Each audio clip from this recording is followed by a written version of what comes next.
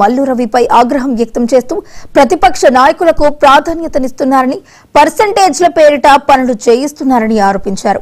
AICC కార్యదర్శి మీనాక్షి నటరాజన్ కు వరుస ఫిర్యాదులు అందాయి. అలంపూర్ బీఆర్ఎస్ ఎమ్మెల్యే విజయుడిని పార్టీలోకి తీసుకురావాలని మల్లు రవి ప్రయత్నిస్తున్నారని విమర్శలు వస్తున్నాయి. స్థానిక నాయకులు తమ మనోభావాలను గౌరవించాలని హెచ్చరించారు.